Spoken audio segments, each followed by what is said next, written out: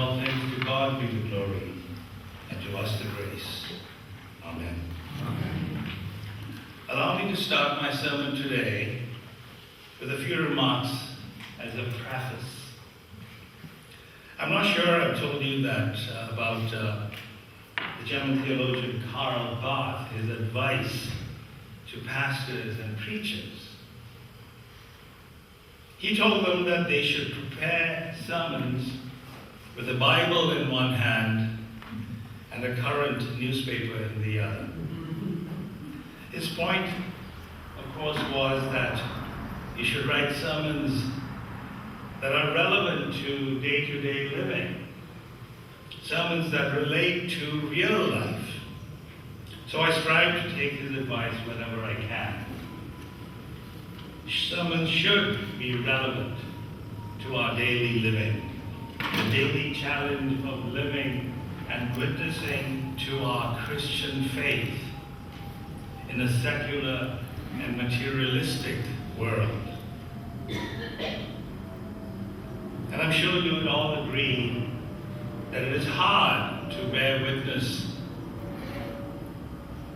to Christ and his gospel message in the 21st century. I was on a Southwest airline flight a few weeks ago and found myself gleaning through their flight magazine, also called Southwest. Something you do when you are bored stiff, sitting in the plane. As I flipped through the pages, my attention was drawn to the title of an article that read, "Work with an Aloha Spirit." I read the article, it was short, and found myself thinking that it did have the makings of a sermon. So I took that magazine home with me. They're free, by the way. They're free to take. So in case you come across one of those magazines and you want to shop because there's something that caught your attention, you can take it home. End of my preface. Today's gospel lesson is about a man who was considered to be crazy. Townspeople shunned him. Nobody remembered his name. The gospel says he had demons, that he wore no clothes, that he did not live in a house but in the tombs. But I want to invite us all today to step back a little, just a minute, before we classify and label this young man. Let's take a moment to look at him with 21st century eyes. We heard in the gospel that he had not worn clothes for a long time, that he did not live in a house but in the tombs. Strange behavior, yes, I agree. But is it? In the context of our 21st century phenomena, we live in a society where suicides have risen every year since the year 2000. Did you know that? Here in the United States, where mental disorders abound and suicide is the second leading cause of death for 10 to 34-year-olds. I recently read an article in Bloomberg Business Week that said that more than 17 million U.S. citizens, adults, had reported at least one major depressive episode within the last 12 months. So to me, it sounds like this young man in today's gospel, labeled by his townspeople as having demons, was actually just a young man under the pressure of poverty and homelessness. No small challenge 2,000 plus years ago, when society did not offer any kind of social services for people like him. But Jesus sees him differently. Jesus sees him as a person, a human being reduced by a condition in life, who wanders the countryside, naked, alone, neglected, ignored, and afraid. Ashamed, perhaps, forgotten, and afraid. Never knowing peace, never knowing human's decency, never knowing love. Quite a miserable life. He's tied down by his mental illness and by his society's neglect and indifference. One writer puts it this way: once he knew what love and compassion looked like. Once he knew what companionship and hope felt like. But now he doesn't recognize his own name. Legion, he calls himself, because so many problems and illnesses have taken up residence in him that Legion is all he knows. So he haunts the tombs, the barely living places of the dead. The townspeople are happy to have him there, at a distance. No matter how bad things may get, no matter what life may bring, at least they are not like Legion. They keep their crazy safely secured in the tombs, and they prefer it like that. They have made peace and are almost proud of the town crazy. Then Jesus shows up, and the rest, as they say, is history. Word spreads quickly that the town crazy is no longer crazy. Today's gospel tells us that they were afraid, and they asked Jesus to leave, for they were seized with great fear. Let's pause right here. The townspeople of this Galilean village are afraid of Jesus' act of healing. Actually, just like the crazy initially was. What have you to do with me, Jesus, Son of the Most High God? I beg you, do not torment me. He was afraid. Afraid of the change that was about to happen to him.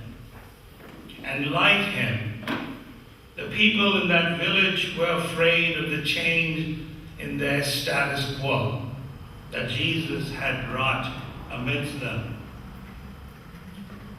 Change in behavior, especially radical change, is difficult for all of us. Metanoia, that Greek word which means transformative change of heart, a spiritual conversion, is never easy. And that is why I have said again and again, perhaps even to you, that to be a Christian is the hardest thing for us human beings. But that is what Christ requires of us. Requires is perhaps too strong a word. Christ does not coerce. He never obligates anyone. But he does challenge and invite. In healing the town crazy and asking him to stay behind, Christ challenges him to stay and tell the story of his healing to his townspeople and be a living parable of the power of God to transform. Indirectly, Jesus challenges the townspeople to take another look at themselves and recognize that even their so-called crazy was also a human being like themselves, capable of transformation. And what about you and me? What is the gospel message for us today? Let me put it this way. In the modern era of our lives, we too have demons that torment us and plague us. We can refer to them as demons, or we can call them crosses, or by some other name, challenges perhaps. Some demons torment us more than others. Some are more prevalent than others. Some are more visible. Some are invisible but ferocious. Some are vicious and cruel. They go by such names as racism, alcoholism, addictions, sexism, homophobia, xenophobia, misogyny. The list is legion. But Christ's message for us and for all who would listen to him is this: God never intended for us to dwell in those places. God has imbued each of us, each human being, regardless of race, stature, origin, wealth, or lack of it. God has imbued us with dignity and worth and purpose. And he calls us, challenges us, invites us to discover the same in every other human being. That, my dear brothers and sisters in Christ, is our challenge from Jesus the Christ. So in concluding, let me take you back to the article I read on the plane. The Aloha attitude. I learned from this article that alo is the face you put forth to the rest of the world. The way people understand the essence of your spirit. The Spirit of God in each of us. The way people understand the essence of your spirit is through what they see in your alo. Ha is the breath of life. It's who you are as an inherently good person, as an inherently good being. A person can always breathe in and remember who they are, but those two parts together, put those two parts together, and you have the concept of living from the inside out. When your alo is authentic, is an authentic match with the spirit of your heart, that's when the Aloha Spirit manifests. When your alo is an authentic match with the spirit of your heart, that's when the Aloha Spirit manifests.